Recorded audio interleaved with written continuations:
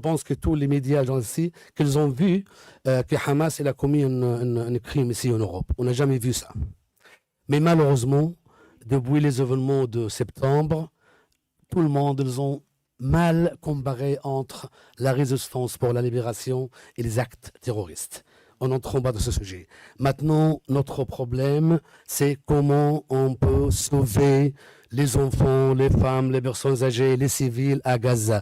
Comment on peut le sauver? Je pense que vous êtes au courant. Hier, quand on a vu un très haut responsable des Nations Unies qui a dit exactement les Palestiniens, les civils palestiniens à Gaza, qui ne meurent pas aujourd'hui à cause de bombardements, demain ils vont mourir à cause de la faim et de la soif. Vous êtes où? Vous êtes où comme média de cette déclaration? Les gens palestiniens qui ne meurent pas aujourd'hui à cause de bombardements israéliens, demain ils vont mourir à cause de la faim et de la soif. Allez-y, madame.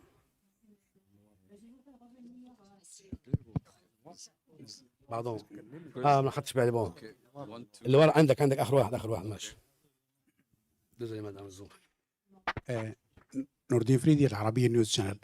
Monsieur l'ambassadeur, le ministre des Affaires étrangères de l'Union européenne se réunit ce lundi. Quel est votre message au ministre? Et pensez-vous que l'Union européenne est capable aujourd'hui d'avoir une action persuasive auprès d'Israël? Et quelle est cette demande précise? Pas toute la liste, mais quelle est la demande la plus urgente pour les Palestiniens et que l'Union européenne, à votre avis, est capable de travailler pour? Je vous remercie. Merci beaucoup pour cette question. Oui, vraiment, lundi, il y aura les réunions de FAC aussi. Vous savez, on respecte beaucoup M. Borrell, même ce qu'il a dit hier devant le Parlement européen à Strasbourg, c'est quelque chose, il faut le considérer. C'est la première fois qu'on entend qu'un responsable européen a bien dit que j'espère qu'il y aura l'unité entre tous les États membres pour sauver les gens civils à Gaza, comme on a fait pour l'Ukraine. Ça, c'est quelque chose de bien, hein? Au moins que vraiment on a commencé à comparer. C'est parfait. Donc la demande de l'Union européenne, c'est toujours, comme j'ai dit, et vraiment, il faut faire tout. Il faut utiliser tout les armes qu'ils ont, les armes spécifiques, hein, pour convaincre Israël, pour faire la pression contre Israël d'arrêter le massacre. Croyez-moi, maintenant, on pense qu'il faut arrêter les massacres. Parce que je ne pense pas qu'on va dormir et se réveiller demain matin. On va trouver que les enfants, le nombre de victimes enfants à Gaza, ça lève à 10 000. Aujourd'hui, je parle de 1057 enfants. 1057 enfants.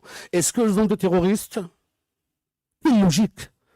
Donc, si on va laisser Netanyahou faire à tout, je pense que dans une semaine, les chiffres des enfants seulement vont augmenter à 10 000. C'est pourquoi vraiment on va demander à l'Union européenne, jusqu'à maintenant on lance l'appel au nom de tous mes collègues arabes, qu'il faut que l'Union européenne utilise tous ses moyens pour obliger le gouvernement d'occupation israélienne à arrêter l'agression et arrêter la guerre contre Gaza tout de suite.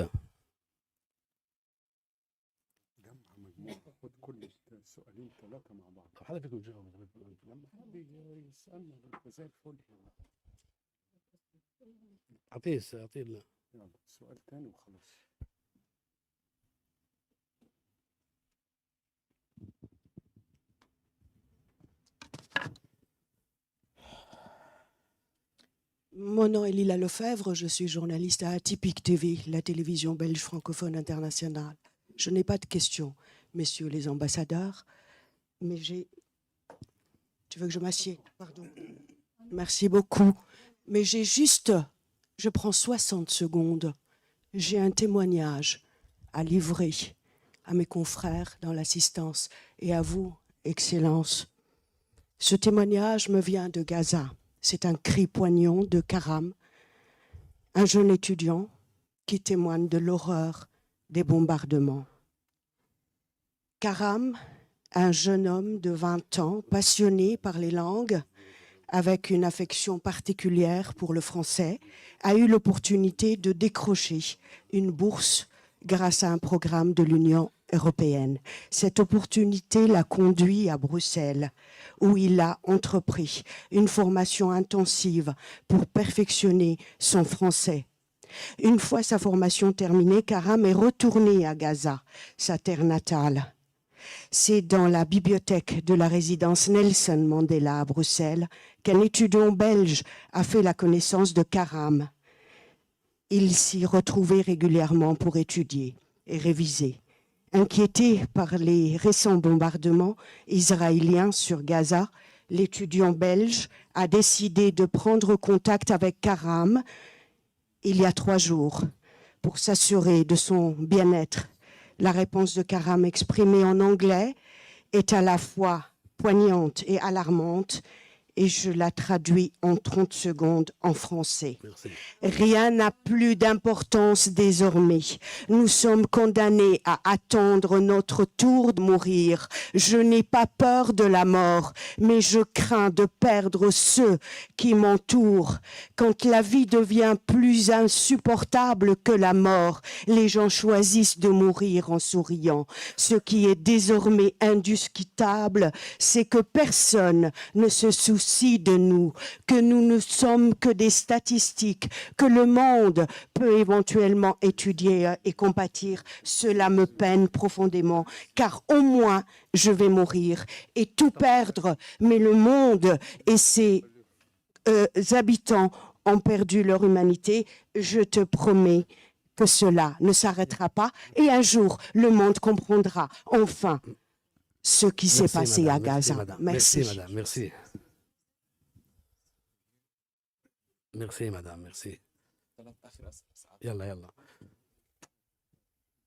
Thank you very much. This is a press club. Could you please keep it to questions? This is a press conference. It's extremely emotional for all the time. I am on the board of the press club. So my question would be to the other ambassadors, if I may. Can you say something about the impact of what's happened in the last days on your countries, on the populations of your countries? How is it, how would you say it's affecting you? Thank you. Well, thank you so much for your question. And as you see, there is a high level of anger among population, among people in our region. We are very concerned with the spillover of the current cycle of violence in order to be expanded, and that's very, very dangerous, not only for our neighborhood, but also for you, for Europe. So I think it's very, very important. It's imperative that we have to work together in order to put an immediate end to the targeting of civilians and, of course, lifting the blockade and allowing the delivery of the humanitarian assistance. So I think we have to first of all, to end what's going on now in the Gaza Strip. And secondly, we have to address seriously the root causes of this, what happened, by, of course, creating a political horizon, by having a credible peace process based on the agreed parameters by the international community. So our focus now, just first of all, to stop the killing and the targeting of civilians and to allow the immediate delivery of humanitarian aid into Gaza and to resume, of course, the supply of water, electricity, all essential commodities. And of course, the occupying power is responsible for that legally, according to the international Geneva Conventions and the international humanitarian law. Thank you.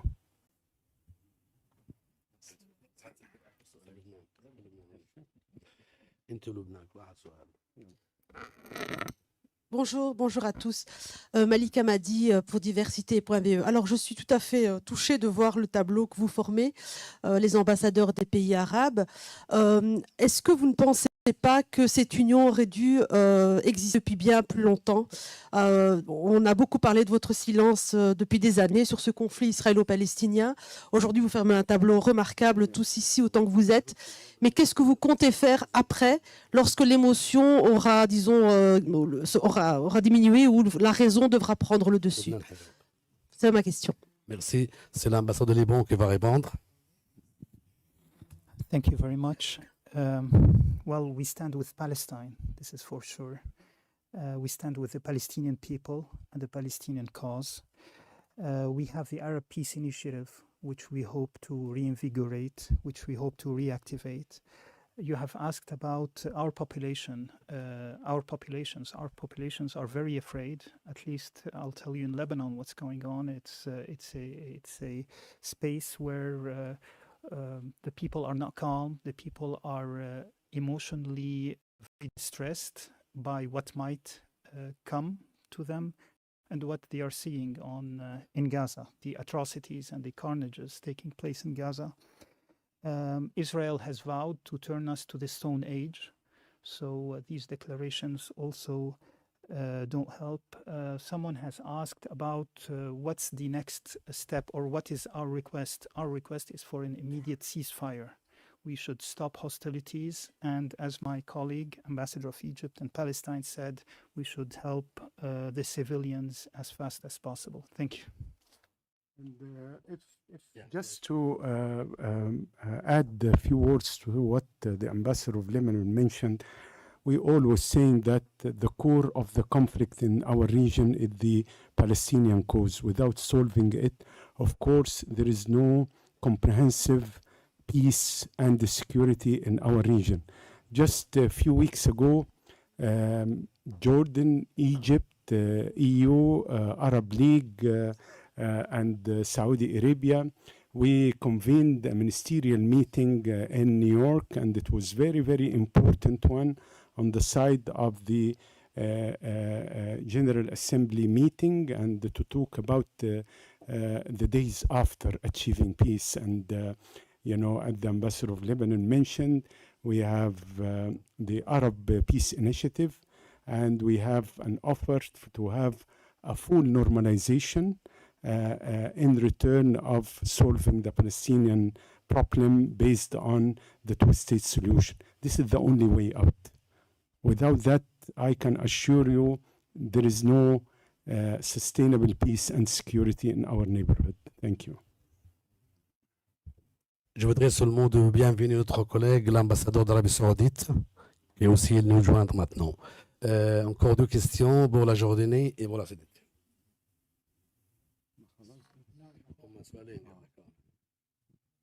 Hello, this is Gregorio Sorgi from Politico, and I'll ask my question in English if it's okay.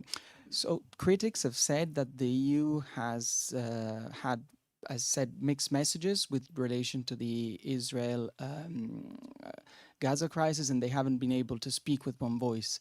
Did you have the same impression that the EU is unable to have a unified reaction to this crisis? And is there someone, an EU representative or something that they have done which has made you particularly unhappy in the wake of the crisis? Thank you very much.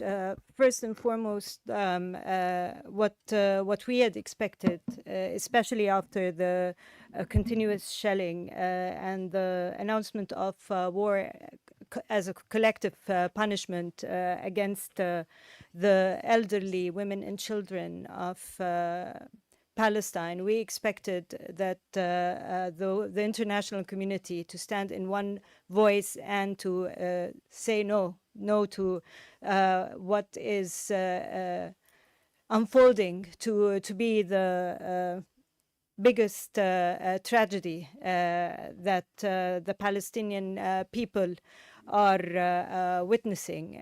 This is a war that is devastating and destructing any hope among the Palestinian people. So we, as Arab countries, are also enjoy partnerships with the EU, and we expect the EU also to stand by the Palestinian people in their plight right now.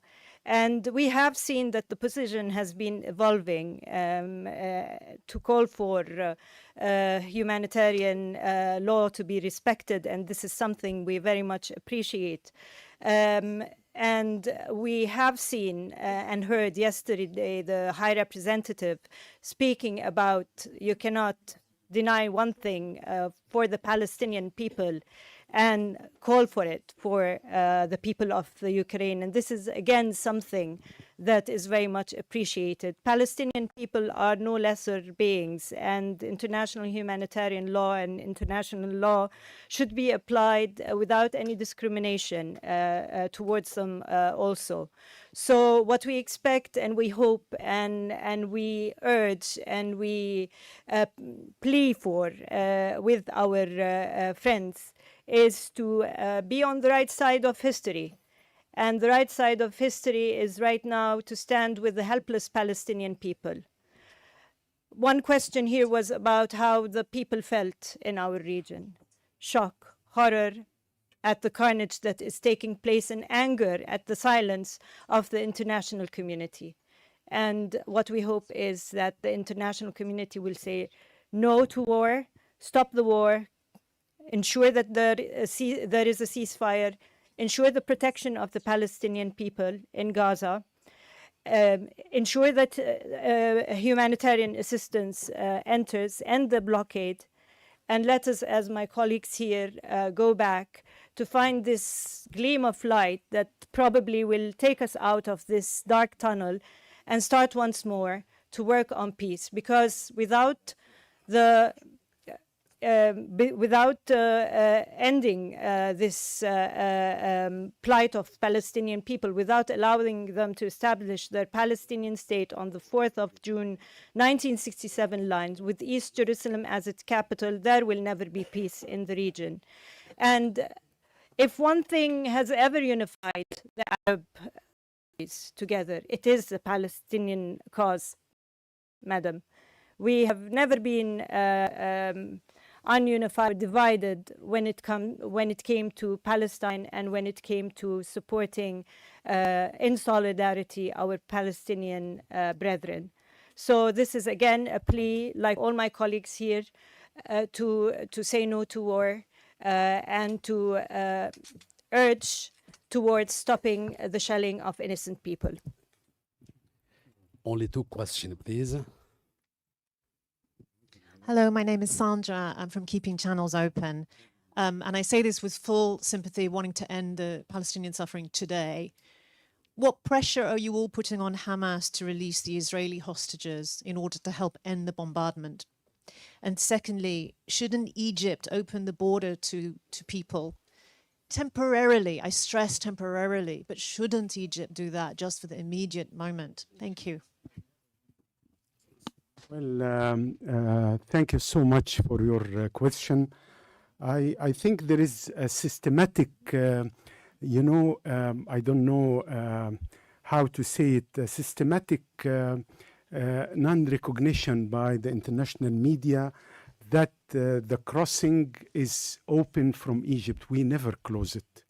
That should be understood.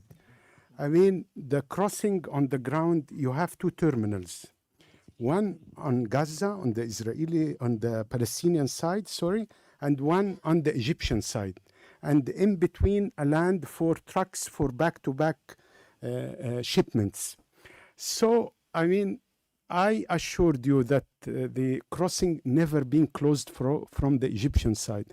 The problem that the other side, of the terminal is being bombarded by aerial raids 4 times, even 4 Egyptian workers being injured, for your own information. So the trucks are there for, let's say, for a few kilometers length. They are waiting, including humanitarian assistance from the European Union, from Arab countries, from the international community, from Egypt, from UNRWA, from the UN. Everybody is waiting there. We waiting for security guarantees that those convoys will not be targeted.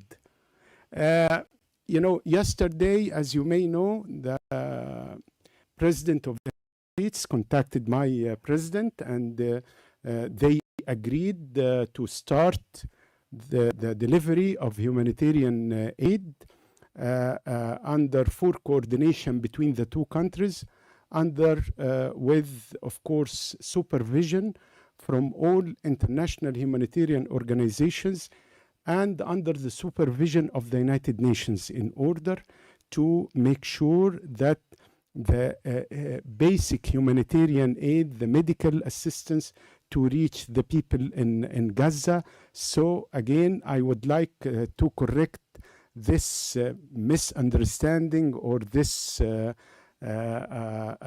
false information that Egypt is closing the border. This is nonsense. This is not true. Ask the other side not to target the humanitarian aid. And one final issue, which is this call for forcible transfer of the people of Gaza. That's not unacceptable to anybody, not to Palestinians, not to Egypt, not to the Arabs.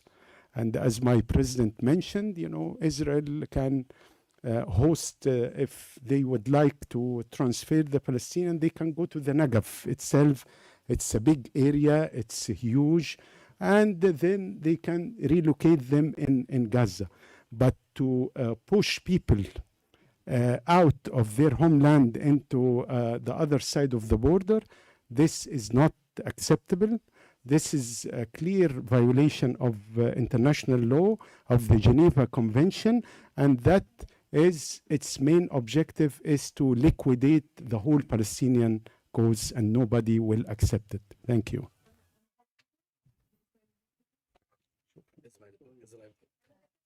Well, I mean, yeah, the hostages, please.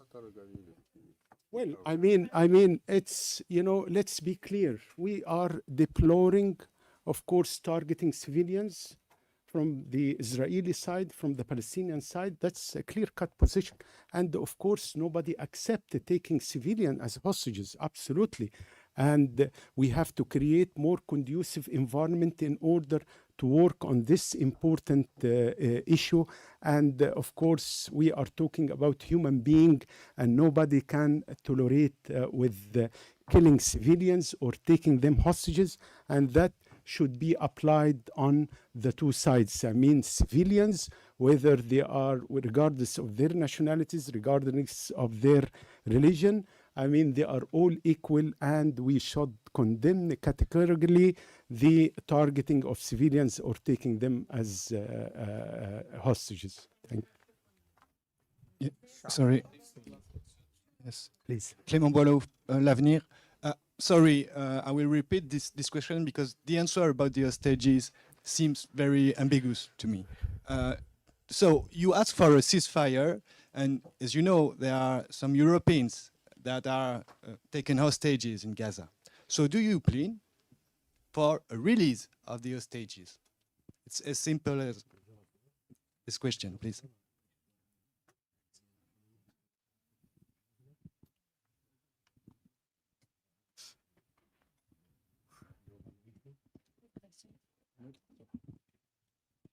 Good morning. You know, of course, what has happened is terrible. But the crisis, the problem didn't start on the 7th of October.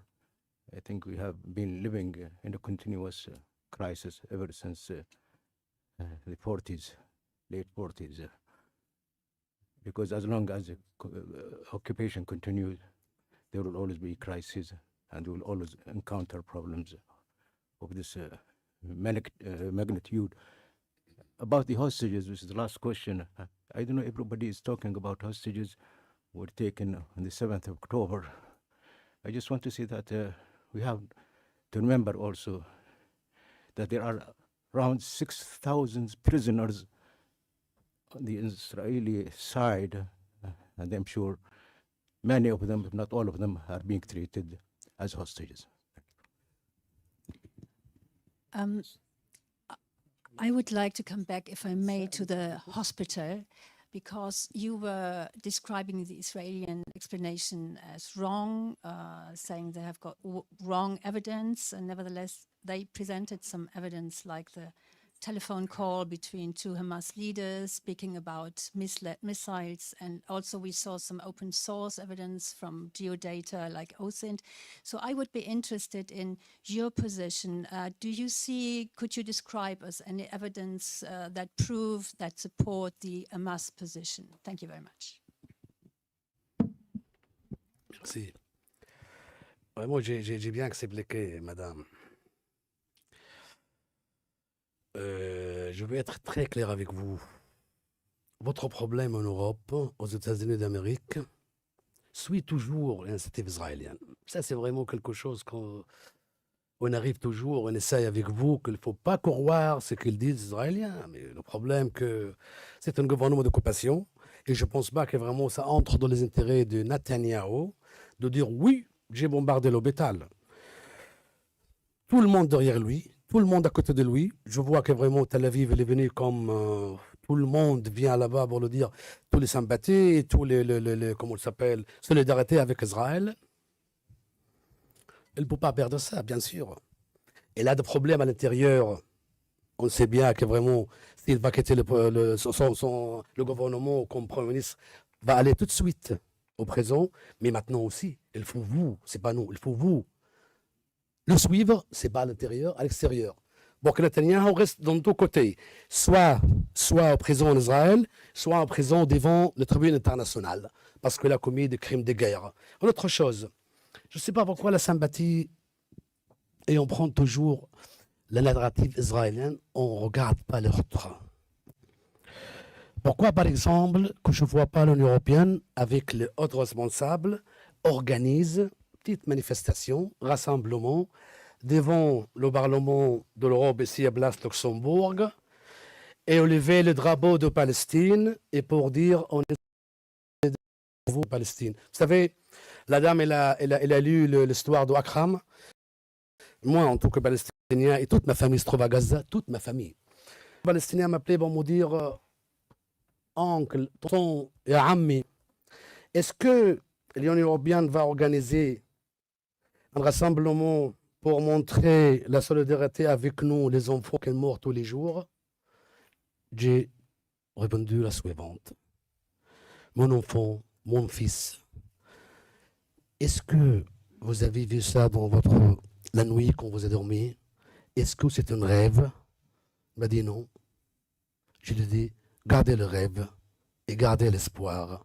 Je pense qu'il y aura un jour que l'Union européenne, avec ses États membres, va faire rassemblement pour sauver et pour montrer la solidarité avec vous en tant qu'enfant palestinien. Parce que je pense que les sons des enfants palestiniens, c'est aussi cher comme les sons des enfants israéliens. Merci Chez nous. Merci pour l'explication. La question était autrement. La question, pourriez-vous nous montrer des preuves pour la position que les missiles ne venaient pas de Hamas? Oui, allez-y, madame.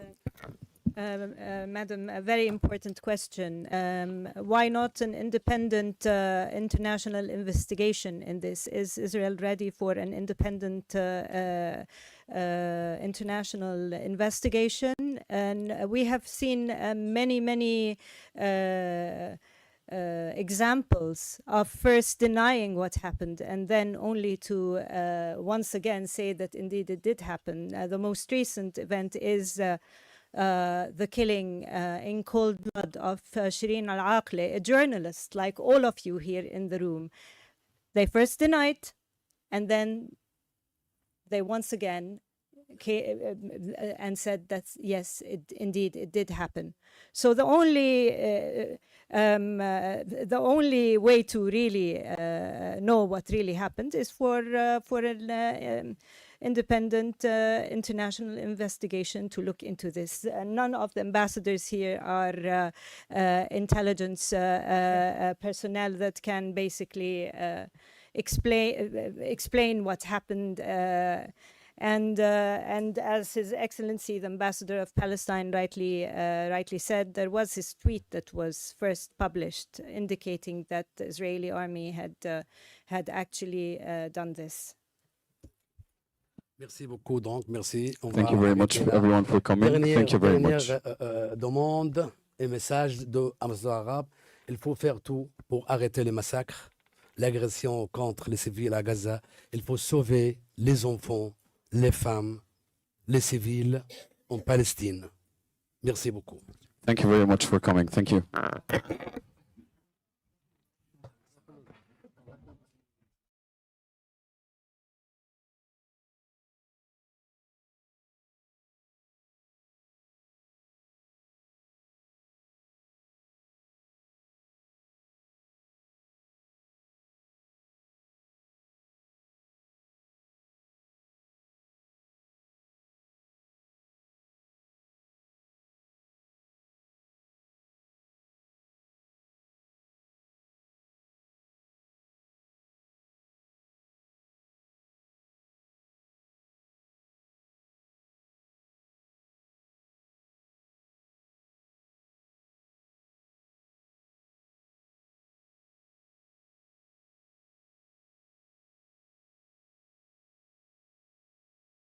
Do you know how much I follow? Do you know how much I share? When you want to leave easily, just get the fiber, that's so fast, I swear I got the fiber. Proximus. Think possible. Les forces de l'ordre terminent leur longue nuit de travail ce matin à la place Sainte-Tolette. La police scientifique a passé le peigne fin sur cette scène de terreur. Un véhicule est embarqué, le taxi qui transportait les supporters suédois vers le stade. C'est à cette hauteur, à peu près boulevard d'Ypres, que les supporters suédois sont sortis du taxi et ont tenté d'échapper à l'assaillant qui les prenait d'assaut. Ils ont alors tenté de se réfugier dans ce bâtiment, un bâtiment qui abrite des entreprises, des salles de réunion. Lorsque l'assaillant fait feu, regardez les stigmates de cette attaque ici que l'on découvre ce matin. Peu avant 8 heures, la police lève le périmètre de sécurité. Le trafic reprend son cours habituel et les riverains découvrent le lieu du crime à quelques mètres de leurs habitations. J'ai attendu le coup de feu, minimum 6 ou 7. Et après, j'ai ouvert le balcon. Je vois Allahu Akbar, Allahu Akbar. Et après, j'ai fermé le balcon. Je ne sais jamais il y a un balle perdu ou je ne sais jamais. Hein. Moi, j'ai 48 ans ici.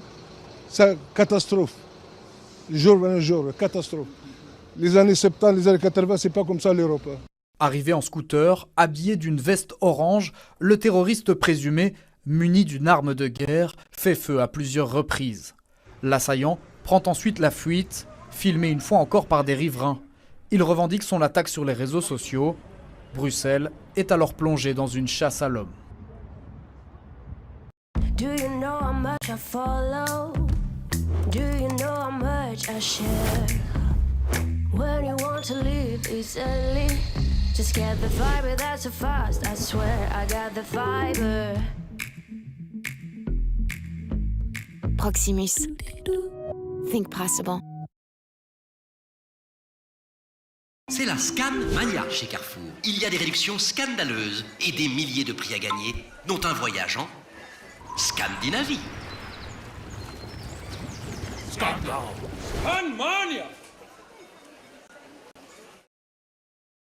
Notre délicieux jambon artisanal élu produit de l'année est aussi appétissant que celui des grandes marques. Mais il est moins cher. Aldi, le chaud malin. Notre jambon artisanal, maintenant à seulement 2 €. Les tribunes du stade Roi-Baudouin remplies pour la rencontre de qualification Belgique-Suède. Alors que dans le même temps, à l'extérieur, les forces de police se déploient. Un homme vient d'abattre de sang-froid 2 supporters suédois dans le centre de Bruxelles. La première mi-temps se joue, mais le match s'arrêtera là, comme l'explique notre collègue Jean-Jacques Deleu, présent dans le stade. Pendant la pause, seuls les joueurs belges s'entraînent et s'échauffent. C'était sans doute un signe, parce qu'on entendait aussi à